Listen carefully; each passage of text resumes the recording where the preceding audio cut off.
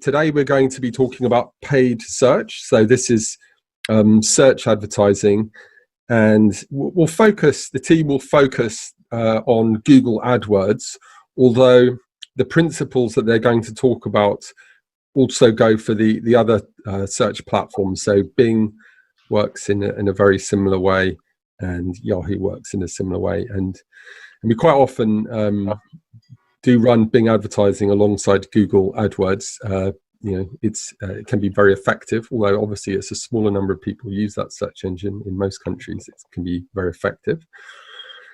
The main thing I want to say, when you are talking with clients about search marketing, search advertising specifically, the skill and the value that we as a communications group can bring to clients, it's not just about we know how to do it. Yes, we know how to do it, but actually we can create value for the client, like material value. So we can save them significant amounts of money, meaning get them the same reach and engagement and the same customer acquisition for a lower cost, or we can get them more customers, more reach, and more engagement for the same cost. Now that's obviously you can say that if you've got the technical skill to be able to optimize a search campaign, but that needs to be married up with the creative skill so that you actually can formulate a strong creative hook with strong creative messaging that's underpinned by a strong creative campaign. What you're able to do with search advertising specifically is to create campaigns that are optimized technically and optimized creatively. And then what the team are going to talk you through today is how the algorithm will actually reward that superior creative and superior technical optimization. It rewards it with a lower relative cost per click than the competition. So it's not just about where do we rank in terms of positioning of the advertising placements. It's also the cost that's applied to our click. Now, when we go in and audit a client's, if they're already running an AdWords campaign, and many clients are these days, you can go in and audit and you can find opportunities where it's not technically optimized. And if you've got creative eyes, then you can look at better creative hooks. And if you can make those improvements, then very often we can actually double the reach and engagement for a client for the same amount of money, or reduce their cost by 50% and give them the same reach and engagement that they're currently getting. So those sorts of orders of magnitude of improvement, like they're real, it can be larger and it can be smaller. It depends on the positioning of that client. Okay, so having given that short introduction, I hope that's helpful. I'm now going to hand over to Tamara and Samsam. Hi, everyone. Hi.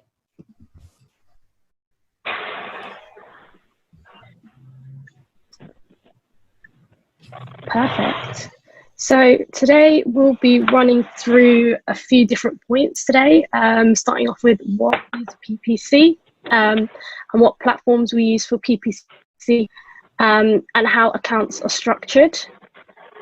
And we'll also have a look at the campaign planning process and the various campaign types and campaign goals that are available within these platforms. We'll then look into the structure of search ads and ad extensions and kind of the best practices for these. We'll also look into the display network ads and Gmail ads, which are also PPC. And we'll get into PPC keywords and then match types, as well as kind of how the Google auction works. And finally, the campaign targeting options.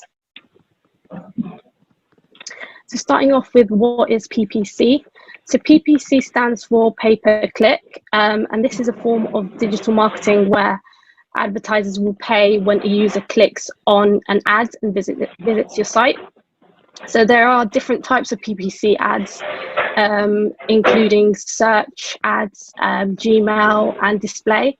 But the most common types is a paid search ad. These ads will appear on a search engine results page, typically kind of above the organic listings. So typically the PPC is really beneficial because of how dynamic it is and how quick it is to implement. You can set up a campaign ads in a few hours, and data is gathered in real time. So it's really quick and easy to kind of optimize based on the results you're getting, kind of helping you place your ads at the right time to the right user. So generally PPC works very well for all of our clients, and is kind of one of the top converting type of campaigns we run. So looking into the platforms we run PPC on, PPC can be run on Google Ads, which is the largest pay-per-click platform. It currently owns 71% of the search market share, so that's like a huge amount of the market share there. But you can also run PPC on Bing, which is now known as Microsoft Advertising. It works the same way as the ads on Google Ads, but the only difference is that the ads are being shown on the Microsoft and Yahoo networks rather than the Google networks.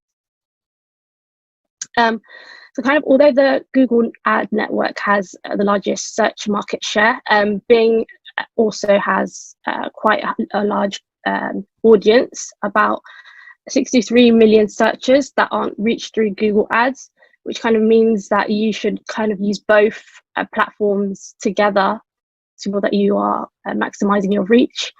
And typically Bing has a lot lower CPCs, which kind of helps balance out your overall CPC across PPC. So yeah, generally depending on the budget, we would advise advertisers to run on both Google and Bing, as they work very well hand in hand. So moving on to the account and campaign structure, your ad account will contain multiple campaigns. And these campaigns are split into multiple subcategories. The subcategories are known as ad groups. So you can have multiple ad groups within a campaign, and these ad groups should be grouped into similar themes. It's usually quite helpful to base your ad groups on the sections of a website. So say you have a website that sells women's shoes, you might have separate categories for high heels, boots, sandals, depending on what you sell, so as subsections of your site. So similarly, you want to group your ad groups how your site is set up, and will allow you to kind of group those keywords together. So within each ad group, you will have the keywords within them. So yeah, you will just target those keywords which are aligned to your ad group within those ad groups. Yeah. So now we'll just talk about like the campaign planning process for a paid search campaign. So this is a schematic which you will have seen last week, which we used for paid social. However, there is a slight difference in one of the steps. So step 1 is setting your objectives, KPIs and goals. Step 2 is defining your budget. Step 3 is identifying your target audience. Unlike for paid social, for paid search, you don't have to consider where your audience is spending their time online or how they behave online. This is because you already know that they're going to be on Google or Bing, so you already know that they're on this platform. However, an important thing to think about when you're identifying your target audience for paid search is considering how they search online. So do they tend to search for longer tail keywords, or are they more concise in their searching? This helps you sort of think about what keywords that you'll want to research for in step 4, which is keyword research. So keyword research is important to every paid search campaign. This is because your keywords are what triggers your ads to be shown, and without your keywords, then your ads aren't going to be triggered, and as such, you'll miss out on those opportunities. So keyword research is extremely important for paid search campaigns, and this is unique to your paid search campaign because you don't have to do keyword research for paid social. The fifth step is writing ad copy, and Sam will discuss in more detail some key best practices for writing ad copy, but the main one is using your keyword research to guide what you should write and what your messaging should be, and that you should always include your keywords or try to include a keyword within the ad copy to make it relevant. Step 6 is setting up the campaign and tracking. Step 7 is pushing it live. Step 8 is monitoring and optimizing, and step 9 is using the learnings for future campaigns. So now just discuss the different types of campaigns, the goals associated with it, and the bidding strategies available. So there are 5 types of campaigns available through the Google AdWords platform. The first one is the search network, and this is your typical text ads that you will see when you search for a keyword or phrase within the search engine. This search network is useful to reach customers who are already actively searching for your product or service because their intention is already there as they're using keywords that you're bidding on. You also have the display network, and this is the display network consists of over 1 million Google partner websites, which the list isn't disclosed by Google, but the fact that you are able to advertise across far more platforms than just the Google platform itself means that you're able to reach a large number of users. Through the display network, you run a variety of image sizes that are placed within ad spaces on these websites. And again, because it's a pay-per-click ad, you'll only pay when a user clicks on the image. The third type of campaign is the shopping campaign. This is mainly effective if you are an e-commerce website selling products online. This is because you are able to easily upload a product feed or catalogue of what products you want to sell from your website, and then you can advertise this on the Google Shopping section of the Google search platform. Additionally, sometimes your Google Shopping ad may be shown in the normal Google search engine, but that's not always the case, and you don't get to decide if you appear there or not. The fourth type of campaign is video, and a few years ago Google bought YouTube and started to include it within their advertising business model, and because of that you're then able to reach and engage with users on YouTube by showing them a video ad or also a display ad which can feature on the right hand side of the user's YouTube feed. The last type of campaign is an app campaign, and this is effective if you have an app that you want to drive the installs of or in-app engagement, so that's sign-ups or in-app purchases. So yeah, that's the last type of app campaign. And associated with these campaigns are 6 goals, and as you can see, the 6 goals are exactly what is available for a paid social campaign. And because of this, we would always recommend running a paid search campaign, whether that's display, PPC, YouTube, or Gmail, alongside any paid social, depending on your budget. This just allows you to capture those leads that come from paid social, and also to touch on multiple touch points of a user's purchasing journey, because not everyone has a simple journey and converts straight away. So the first campaign goal is sales, and this is effective if you want to drive and increase the number of sales or conversions that occur online on your website, in an app, or in store. The second type of campaign goal is leads, and this is used if you want to increase the number of qualified leads that you're getting and to encourage users to either sign up to a newsletter, a weekly email, or to part with their contact information so that you can then later on use that information to convert them into a customer. The third type of campaign goal is website traffic, and this is effective and useful if your goal is to drive users to a specific landing page and get them to carry out a action on that website. The fourth type of goal is product and brand consideration. This is used if you want to target users who are already considering a product or service that you offer, but aren't necessarily that haven't necessarily decided completely that they're going to go with you or a competitor. This just exposes them to encourage them to explore more about what you're offering to then hopefully become a paid customer. The fifth type of campaign goal is brand awareness and reach. This is ultimately to increase your brand recognition, both on the Google platform and to help, which also aids with brand recognition on social and paid social. You also are able to increase your reach because you'll have that visibility on Google and Bing.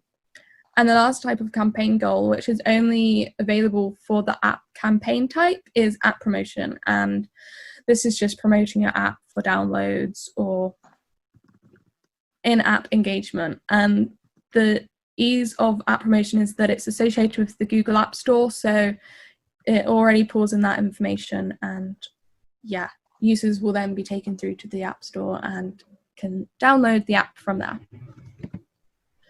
So in Google and also Bing, you have different types of bidding strategies. The first bidding strategy is manual CPC. This is one of the only completely manual bidding strategy available, and for this you are able to set the maximum bid that you're willing to spend for each click. So you can set this at a campaign level and have each click to be whatever you want your cost per click to be, or you can set it at keyword level. So if you set it at the keyword level, you're individually setting the bid for each keyword. So some keywords may be slightly more expensive, in which case you'll want to add a higher cost per click bid to ensure that you're then going to get those bids. The second type of bidding strategy is enhanced cost per click. This is similar to manual CPC in that you set your bid. However, the only difference is that Google also automates that, in that if Google thinks that a click is likely to convert, then it will raise your bid to increase your chances of being shown for that search. However, if it thinks that it's unlikely to convert, then it will keep your bid at the same level, or it will set it to just below to ensure that you're not then being shown for that click, and as such wasting your ad budget. The third bidding strategy is maximize clicks, and this is a fully automated bidding strategy by Google in which it works out a bid and it automates it to get the most clicks within your daily budget. Similar to this is maximize conversions. The only difference is that rather than focusing on us getting as many clicks as possible, it focuses on us getting as many conversions as possible within your daily budget. You also have target cost acquisition, and again, this is an automated bidding strategy in which Google will use learnings from the campaign to set a target CPA. We would always recommend never starting out with this bidding strategy. This is because you have to allow Google to learn and optimize and find that target CPA, and to do so we'd suggest selecting maximize conversions first to work out for Google to learn and work out what the cost per acquisition can be. And then if you want to select target CPA, you can specify this and change your bidding strategy after the campaign has been running for a few days or a few weeks, depending on how long the campaign is running for. And then you will enter your target CPA based on this information, or you can let Google select the target CPA for you, and then it will try to get as many conversions as possible at that cost. However, it's also important to note that if the target CPA is too low, then it could lead to a downturn in the number of conversions you're achieving.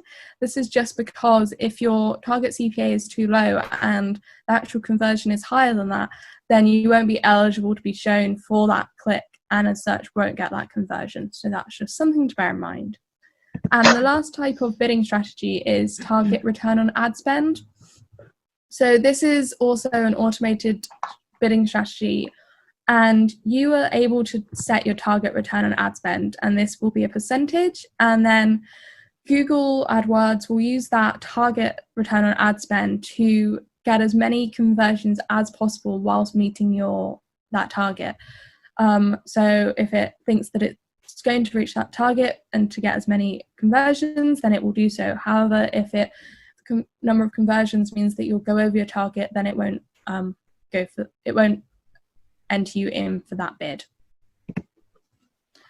These are also just some key campaign optimizations based on the bidding strategies and the campaign account structure. So the first one is pausing and adding keywords to your campaign. So once you've set live the campaign, it's always important to consistently check on it. Again, this is how often is dependent on how long the campaign is running for, but we would suggest once a week just to make sure that nothing is going wrong, and to make sure that you catch things that have gone wrong earlier than you would normally. So because, as Sam said, you get instant real-time results, you're able to see a search terms report, and this search terms report is a list of phrases and keywords that have triggered your ad to have shown, which you aren't targeting for. So through this search terms report, you can identify keywords that you may have missed that are irrelevant to your campaign, that you didn't think about at the start to add to your negative keywords list. From this, you can then add those irrelevant keywords to a negative keywords list, and they then won't be shown for that keyword again. Alternatively, you may find a keyword or phrase that you weren't originally bidding on but is relevant, and you'd like to ensure that you are showing up for those keywords in the future, and as such you're able to add those keywords to your keywords list. Additionally, from your starting point with your keywords that you added in the first place, you can also pause keywords. So it's important to see the keywords that you are already bidding on, because some keywords may be spending too quickly, perhaps because they're too broad and you didn't realize that they were too broad at the start of the campaign, and as such you'll want to pause those keywords because you'd like the other keywords that are more relevant and more targeted to bring in a more targeted user. So you'll want to pause those broader keywords. You should also rotate your ad copy. We'd always recommend having at least 3 ad variations within your ad groups. This is just to allow for Google to learn and optimize against different ad messaging, because you're not always going to know what ad messaging resonates best and converts best with the user. From here, you should check your ad copy and look at the click-through rate and the conversion rate, and identify which ones are underperforming and which ones are performing best. For the ad that is underperforming by having a lower click-through rate and a lower conversion rate, you'll likely want to pause that ad and then create another one to replace it using aspects of the messaging from the best performing ones. Unfortunately, Google doesn't tell you what part of the ads are best performing. However, you can just trial the different aspects and then see if that leads to a positive click-through rate and conversion rate for this new ad that you've created. You can also look at the ad schedule of your ad, so you're able to look at the day of the week and the hour in the day of when your ads are running, and what day and what hour is performing best in terms of impressions, clicks, click-through rates, CPC, conversion rate, and the number of conversions that have occurred on those days and hours. From here, you'll find that some days are outperforming others, in which case you can add what is known as a bid modifier. So a bid modifier can be an increase or a decrease in the bid that you're willing to pay. So based on your bid that you have set, you can then add, say, for example, a 10% bid modifier increase on a Monday. And on a Monday, if you're eligible to be shown for that click, then Google will increase your bid by 10% to increase your chances of getting that user to land on your landing page and convert. Alternatively, if you see that a day or an hour isn't effective, but you want to ensure that you're still running to make sure that you are getting some users to your landing page all the time, you can set a decreased bid modifier, in which case you will lower your cost on that day, but you're still running. And if the so you're still running, but you're just paying at a lower cost than you would like to. You can also look at the device analysis. So Google tells you, and so does Bing, it tells you whether or not the clicks are coming from a desktop, a mobile device, a tablet, and a TV. So from here, you'll see where your traffic is coming from and what device is performing best. Often you'll find that the mobile device is performing better than the other devices. This is just because of the ease of being able to search on the mobile device, and because everyone's on it on the way to work, after work, at home. And again, you can also increase and decrease your bids for a mobile device. Moving on to search ads and ad copy. So on Google and Bing, we have expanded text ads, which are made up of different aspects. Starting off with the headlines, these are the most prominent part of the ad copy, and people are most likely to notice your headline text. You can have up to 3 headlines. I know here we have only 2. Sometimes Google and Bing can cut off the 3rd headline. So it's quite important to have the important text within your headline 1 and headline 2. It's quite important to consider the words that you are bidding on, and try to have those terms within your headlines. And you can have up to 30 characters on each headline.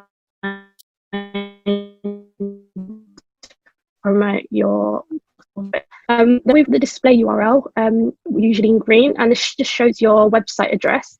So this is made up of your website domain, but you can also have the optional path fields. So here we've got coffee-table, so you can basically change that according to your ad copy and your ad group. So this ad copy is promoting coffee tables, so they have just aligned their path fields to that. Then we have descriptions. So here you would use the description fields to kind of highlight a little bit more details about your product and service. So it's quite good to have your call to action within the description.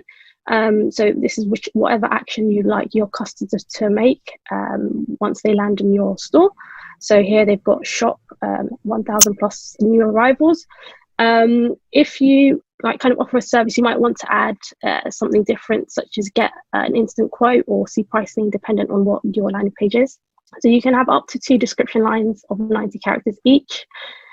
And then we've got everything below the description is called extensions. So we've got site link extensions, and location extensions, call extensions, and structured snippets.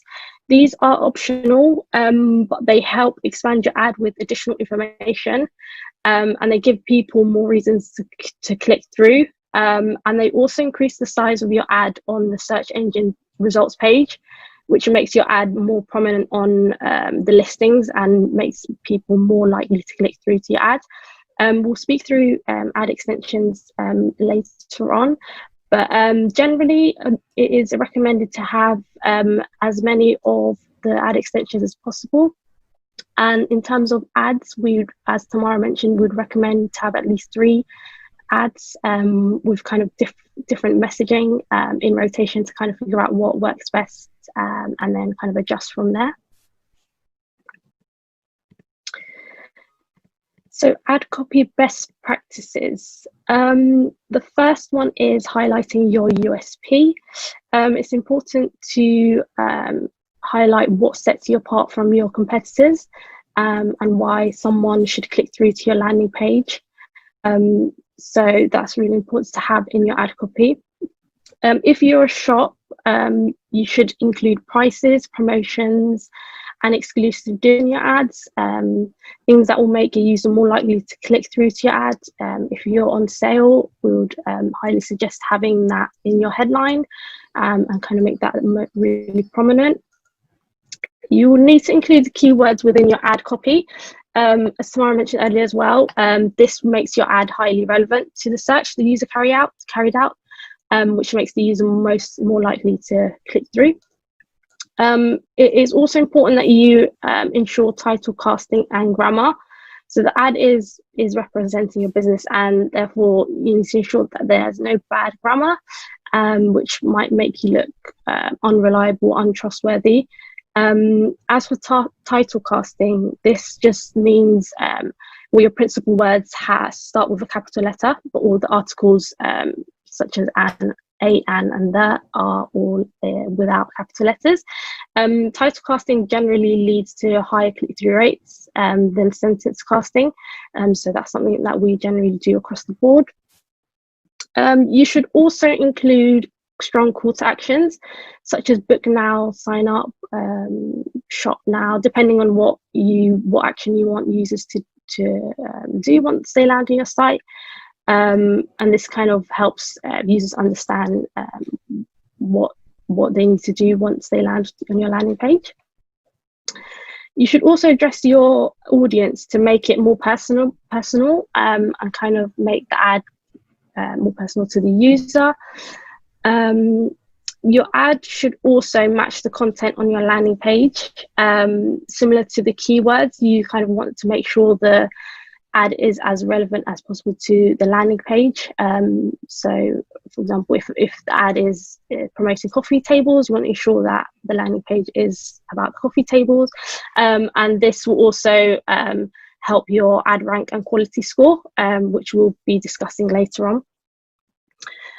Finally, it is important that you utilize your space. For PPC, you're limited in character limits, so you need to ensure that you mention all the important details within that. But you can use the extensions, as we've seen in the previous slide, to include additional details or additional landing pages, etc. So getting into the ad extensions. So there's different ad extensions in both Google and Bing. These can be set at account level. So this just means that if you set your extensions at account level, they will appear across all ads. Or you can set these at campaign level, which you can make them more specific to your campaign. So ad extensions, they give your ads more prominence and greater visibility on search results. So it's recommended to add as many ad extensions as possible, as they lead to a higher click-through rate and better campaign performance. So starting off with site links, these are extensions which take people to additional pages on your site. So for example, we've got the apply page and about us page. So when someone views your ad, they might want to go to those pages in which they would click through onto the link. The links are also charged at a CPC. So if a user clicks through here, this is also charged at a cost per click.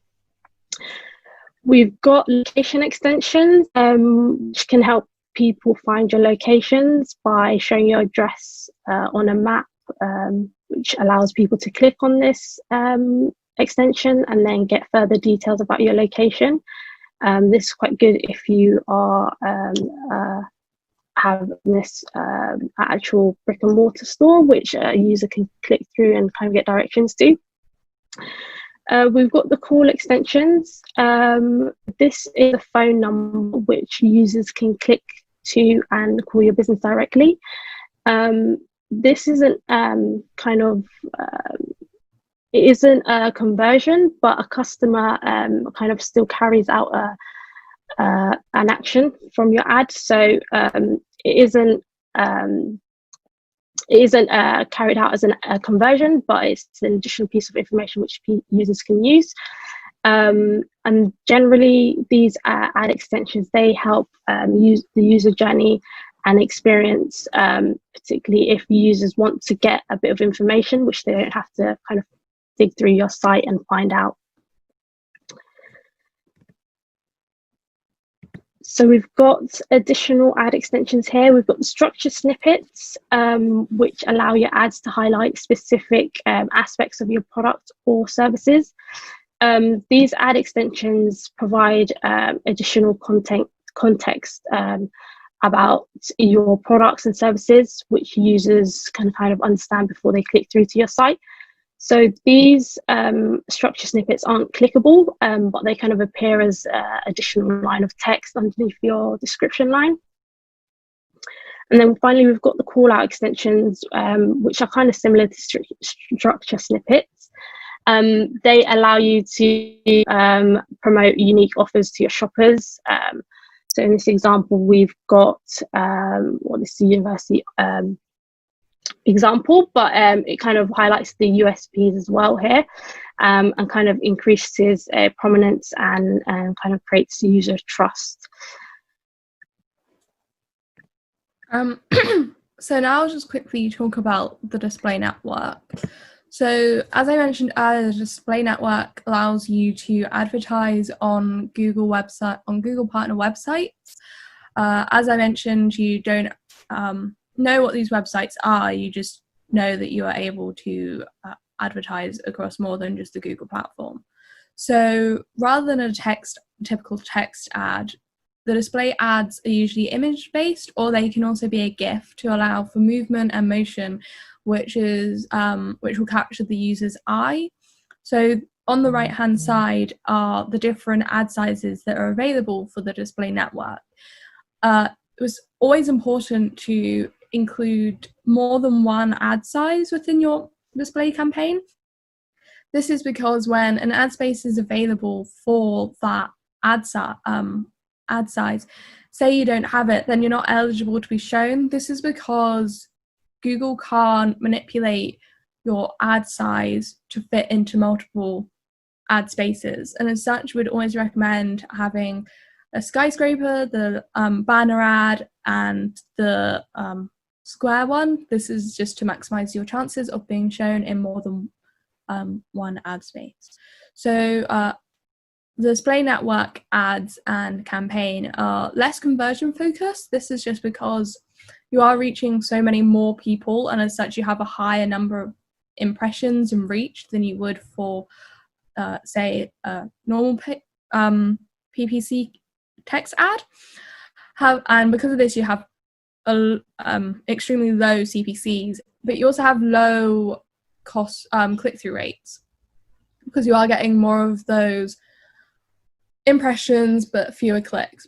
The reason, but because it's less conversion focused and you are getting a lower click-through rate, the display network is more effective for a remarketing campaign and for brand awareness. So as I just mentioned, it's really effective for brand awareness because you are able to reach millions of users within a short amount of time for a really low cost per click, and as such it's cost effective. And then it's also good for a remarketing point of view, because you're able to retarget users who have been on your website before, and then you are keeping your brand and product or service front of mind when they're across the website, across the internet. And as such, you are then able to push them back into the conversion funnel, and hopefully they'll convert at a later point.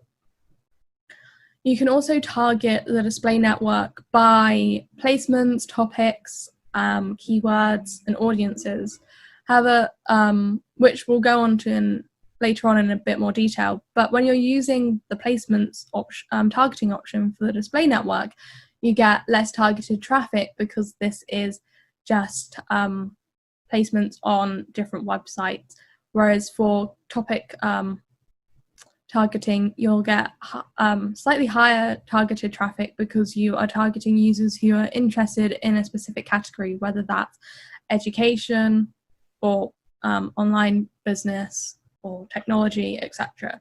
So with placements, you can reach a large number of users, but the traffic isn't necessarily your target audience. But yeah, that's just something to bear in mind. That's mainly for brand awareness, because for remarketing display campaigns, you would select a remarketing audience rather than placements. So now I'll quickly just talk about the Gmail ad format available through the Google platform.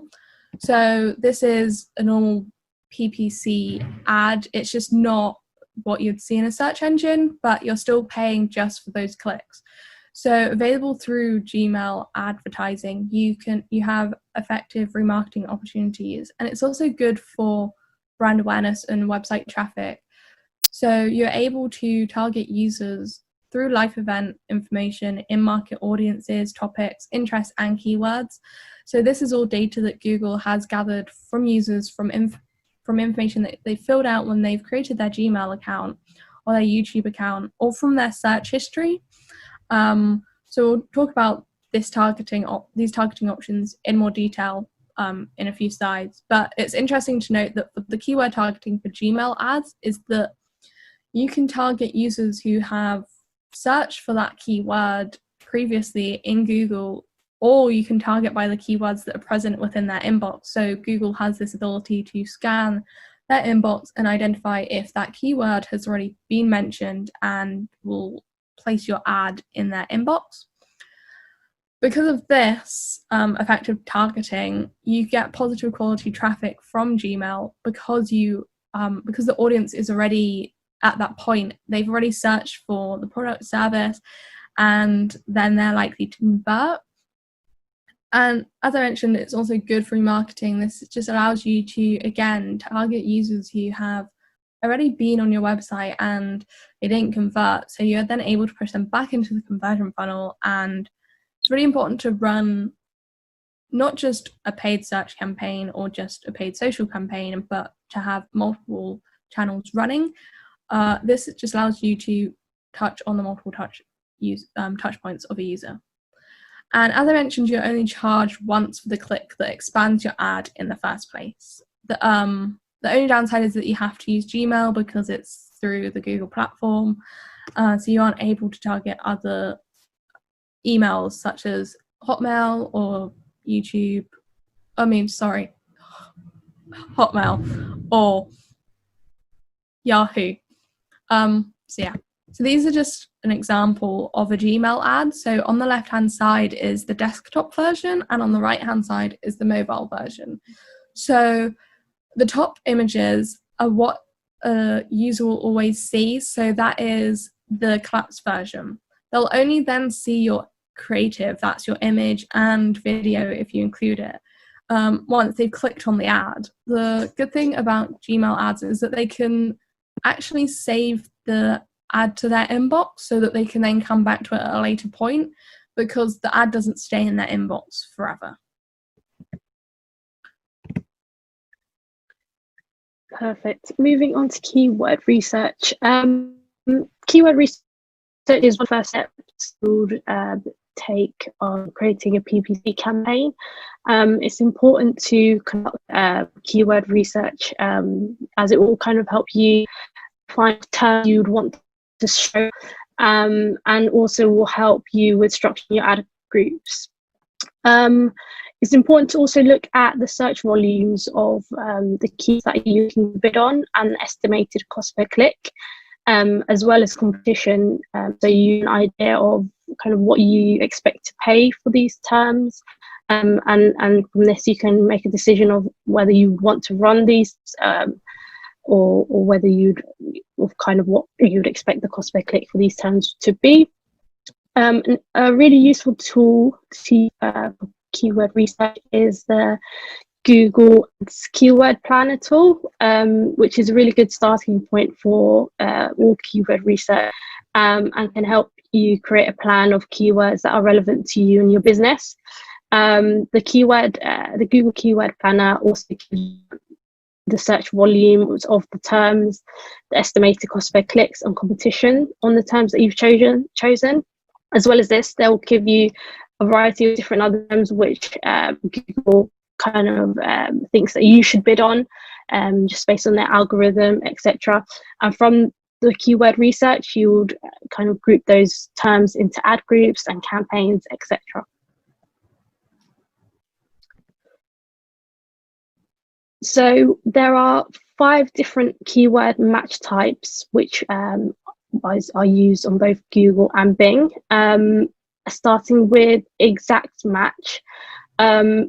These keywords are the most relevant to the terms that you have, and these give you the most control over who sees your ads. The keyword that the user searches must match the term that you have bid on. Can result in higher appeal rates, since your ad will only trigger for the search that exactly matches the user search term. However, there are a few limitations on exact match, because the keywords must be typed in exactly as you have it. Although some close variations will also trigger ads, such as plural versions of your terms. In this example, we've got women's hats. We might also show for the singular version, because the intent is still the same there. We've got, secondly, the phrase match, which provides you with slightly less control over when your ads are triggered. So your ads will show for those who search for your keyword in the exact order that you have it in, but a user can include additional keywords before or after. So here we've got women's hats, but the user can type in terms before women's and also after hats, and our ad will still appear for that search. We have, thirdly, broad match modified keywords, and these are the keywords with the plus sign in front. So these are matched for any terms that include women's hats. So women's hats can also appear in any order. So unlike phrase match, where it has to be in that order, these can appear in the opposite order and with additional keywords before or after. Broad match modified is good for increasing your kind of impressions, because you're available to appear for a large range of terms and a large range of terms in different orders. So this can help increase your impressions, clicks, and conversions. Finally, we've got broad match, which means your ads will show for any search terms that match your keywords, as well as any relevant variations. So this can include any synonyms, any related search terms. It can help you attract more visitors to your site, but the limitation here is you can't control what search term triggers your ad to show, as it is really broad here. Generally, we typically stick to exact match and broad match modified, as this both gives us the reach from broad match modified, but also we are getting the control from exact match if we do want to control just the terms that we are bidding on, and if we don't want to show for any terms beyond that. Broad match modified typically has lower CPCs because of the less control there, and exact match typically have higher CPCs due to how specific the terms are.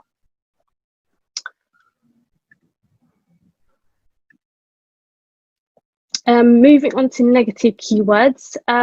These are the keywords that you put into your account that you don't want your ads to trigger for, that aren't relevant to your ads. It's really important to have negative keywords in your accounts, because it gives you control on kind of removing unqualified traffic that you don't want to show for. And this in turn will prevent any budget wastage from irrelevant clicks. For example, if you're selling high-end products, you should add bargain and cheap related terms that aren't aligned to your business or products as negatives, and this will also kind of help you reach the most appropriate prospects for your business. We highly suggest adding a general negative keyword list into each campaign, and we do this with our clients for any terms that we wouldn't want to show for. And additionally, you can look into your search term report is provided by Google, and as optimization, you can continue to add sections that have triggered your ads and that haven't been added already into your negative keywords, which will just further remove any unqualified traffic and prevent your wastage. So now we'll just talk about the Google auction, how it works, and how that affects your ad rank and quality score. So what is the Google auction? The Google auction occurs for every search that a user performs, and each ad and keyword that is eligible to be shown for that search is entered into the auction. And then Google assigns a rating to each ad that's within the auction, and then that rating determines where the ad is shown within the Google search engine, whether that's in position 1, 2, 3, and above the organic listings, or below the organic listings, or on pages 1, 2, and 3, and so on. It also determines whether or not the ad is shown at all. So within the Google auction, each ad is assigned what is known as a quality score. So what is quality score and ad rank? Your quality score is a rating assigned to every ad and keyword out of 10. So 1 being the lowest and 10 being the highest. And your quality score relates to your ad rank, in which is your ad position within the search engine. So your quality score and ad rank is essentially affected by the relevancy of your ad, the relevancy of your keyword that you're bidding on, the expected click-through rate, your landing page, and historical campaign and account performance. So Google will analyze the search term and analyze the keywords that you're bidding on, and whether or not your keywords that you're bidding on are relevant to the search term. That can be the same keyword or a similar phrasing that is which still indicates that the user has the same intent as your keyword that you're bidding on. And in order to increase your keyword relevancy, you should always do your keyword research and then group your keywords semantically into the themes. This just ensures that you're not bidding on a wide range of keywords and essentially targeting a wider range of users, because a user who is searching, say for example, if you're a university student who's searching for an English degree, isn't going to be in the same audience as someone who's searching for a maths degree. So you'll want to separate those keywords and as such separate to increase your keyword relevancy. And also to increase your keyword relevancy, you should try to include your keyword within the ad copy. This helps increase your ad relevance to the search user. This is just because including the keyword, it shows to Google that your ad messaging and the keyword that you're bidding on is relevant, and that it's exactly what the user's searching for. So if you have low relevancy, then it will decrease your quality score. Based on this, you also have expected click-through rate. So Google, through the Google algorithm, it works out that if your ad is shown at position 1 for 100 searches, what is the expected click-through rate? If it expects that your click-through rate will be high, then it will increase your quality score. However, if it's going to be low, then it will decrease your quality score. This also relates to the keyword relevancy and ad relevancy, because if it's not relevant to the search term that the user has searched for, then it will lead to a lower click-through rate because the user isn't going to be interested in the ad that you've written. So again, it's important to have high relevancy with your ad to ensure that your quality score is high. Adding on to that is that Google also scans the landing page that you have added to your ad. So it will scan the content of your ad to make sure that, again, the content on the ad is relevant, on the landing page is relevant to what you're talking about in the ad copy. It also factors in things such as load page time to ensure that the user has a simple and effective user journey, and they aren't put off by a longer load page time and likely to bounce off of the landing page. So again, you have to think about the landing page that you're sending users to and the content on that site. Additionally, your historical campaign and account performance also plays a role. So Google will also factor in whether or not you typically have a lower quality score. So if your previous campaigns and overall account has a low quality score, then it's likely that you'll get a low quality score for your future campaigns. This is why it's important that you monitor and optimize your campaign throughout the campaign duration to ensure that your quality score remains high and that your ads and keywords are also higher than what you should want, just to ensure that for future campaigns that they're not negatively impacted by this quality score. The quality score that you are assigned will, like I mentioned, impact your ad rank, which in turn determines what you'll actually pay for a cost per click. So you'll set a bid, but then this quality score and ad rank is rewarded by having a lower cost per click. So the higher quality score, the lower it is. So this is just indicated in this diagram. So as you can see, low quality score means a high cost per click. So Google negatively impacts advertisers who have a low quality score between 1 to 4. However, if your quality score is between 10 and 7, then it actually rewards users by discounting the cost per click significantly. So you'll always want to try and get higher than 6 for your quality score. Campaign targeting. So on PPC, you can add audience targeting to ad groups and campaigns to reach people based on who they are, kind of what their interests are, their habits, and what they're actively researching or how they've interacted with your business in the past. Starting with affinity audiences, these are used to reach potential customers based on their lifestyle passions and habits, that they've demonstrated a passion for a topic through their Google search. So this allows us to basically reach people who matter the most to the business, the people that are most likely to kind of create an action, etc.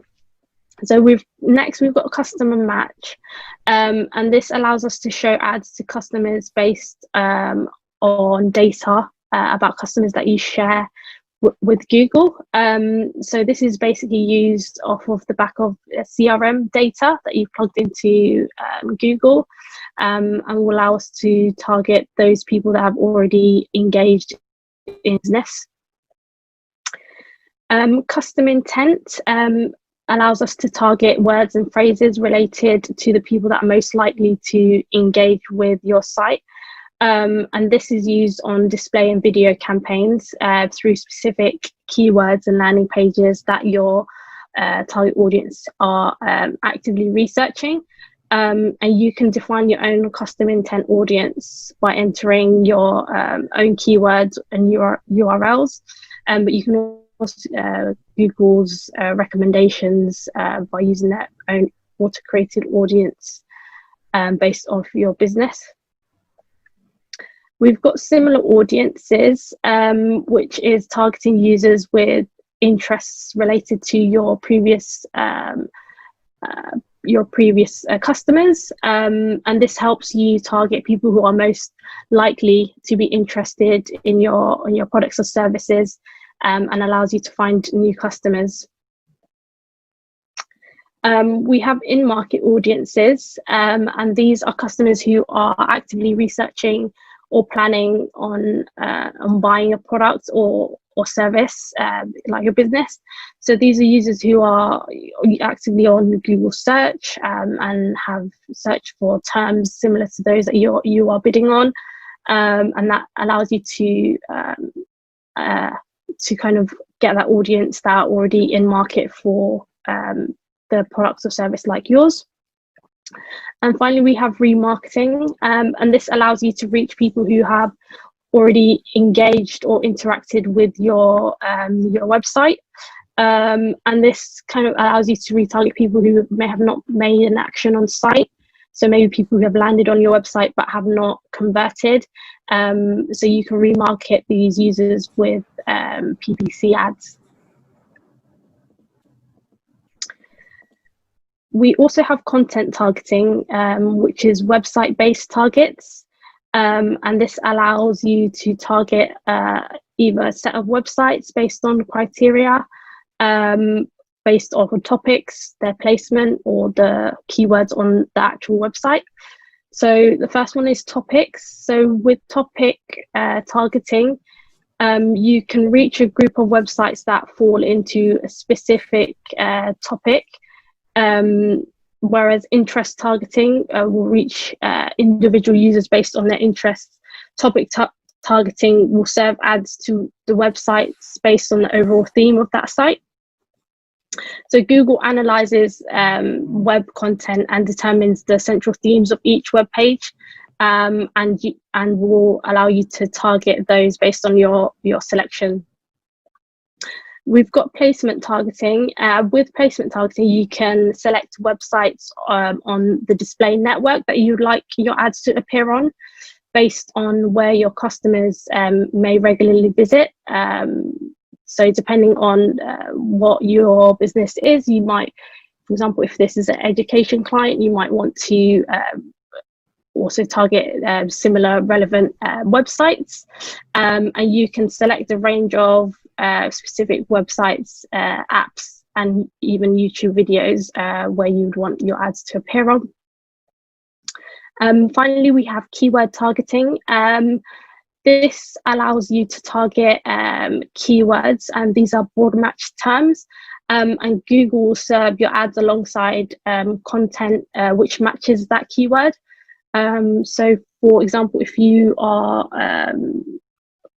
targeting an education term, your ad can appear on a page which has that education term on. For example, it could be an article, or it could be mainly article, news articles, or blog pages. And these are pages that are within the Google Display Network.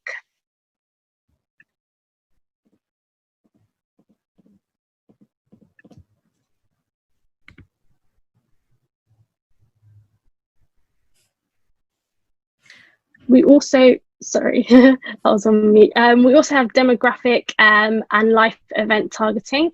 So demographics are the basic, the age and gender targeting. We also have household income. This is only available for the US targeting at the moment, but I think that's due to come out in due time across globally. We also have parental status, so you can target users that are parents or who are not parents. We also have life event targeting. You can target really important milestones in people's lives, such as users that are moving, job change, or marriage, etc. This can be useful for businesses which are kind of aligned to certain milestones in people's lives. For example, moving. A furniture company might want to target that sort of life event as it's highly relevant. And there's also the life event targeting also bases on the user's browsing habits and matches it to their existing data. You also have device targeting, so you're able to target by TV, desktop, laptop, tablets, and mobiles. So you can select this at the start of your campaign, but usually we would leave it for all devices to let Google optimize based on the information it gets from users who click on your ad. And then from there, we will analyze the devices that are generating the results. Like I mentioned earlier, you can then analyze this and set bid modifiers. And just to reiterate, mobiles always often have higher clicks, a higher CTR, and higher conversion rate than desktops, just because of the nature and ease of searching on these devices. You can then decide to turn off a device that isn't performing, or if you don't want to be shown there, or alternatively you can leave them all on, or you can have a few of them or a couple of them on, or just one of them on. So at the end of the day, it's up to you, but we'd always recommend leaving mobiles and desktop on, just because users will also carry out searches on their computer and laptop at a later point. They may have seen the ad on their mobile device, but then decide to search for you later on a desktop if they want to get some more information about you and to explore your website in more detail. You can also target by location and language. So through Google and Bing, you can target either one language, multiple languages, or all languages. It's always important to advertise in the language that your ad copy is in. This is just to ensure that the user understands and knows what your ad messaging is talking about. This just prevents you from wasting your budget, because if you target in a language that your ad copy isn't in, and you're not necessarily sure that the users within that location will be able to understand your messaging, then you would want to ensure that you aren't wasting clicks by having those language as targets. It's also important to note that Google Ads doesn't translate any of your keywords or ad copy into the other languages that you're targeting. So if you do want to target other languages and want to ensure that that audience who does speak that language understands your messaging, then we would recommend running the ad copy within the for the different languages, just to make sure that the user does understand it and to ensure that they then convert properly. You can also target by location. So for location targeting, you have the option of postcodes, regions, cities, countries, or a radius around locations. So you're able to target either a whole country or a really small location around a specific area. You can also exclude locations if you don't want to be shown for those areas, to ensure that you then aren't being shown and waste your budget from clicks in those areas. This is particularly useful if, say, for example, you have a limited budget and you want to get a high quality lead, so you'll then want to target high quality areas, in which case you'll likely want to turn off areas where you know that you aren't going to get those leads. So for example, China, India, Bangladesh, those countries, they tend to have a lot of users who is what is known as being click happy. So they tend to just click ads but not convert, and they click a lot of ads. So then that just wastes your budget. So to prevent that from happening, you want to exclude those areas if those aren't your target areas. So yeah, it's also important to think about where you're based. So if you're online and you're exclusively online, then you can target multiple locations. However, if you only have physical stores within certain locations, then there's no point in having your ads being shown to locations that you aren't in, because there's no use for those users to see those ads because they can't get to them. For location targeting, so you can target from that, you can target users who are based in your location, or users who are interested in your location, or users who are searching in your location. So we'd always opt for people who are based in your location. This is just because obviously you have the likes of VPNs, and users can change where they're searching from, so they aren't necessarily within the location that you want, which in turn could mean that you're reaching the wrong people. So that's why we'd always opt for people based in your location, because you know that they are definitely there and they're not somewhere else.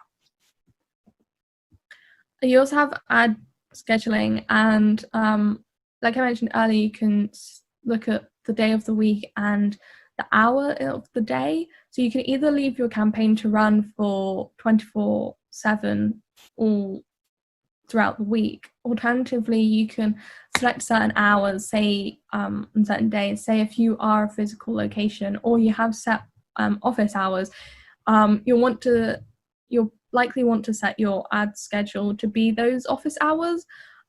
This is just so that you then aren't missing out on leads that do come in after the office has closed or your store has closed.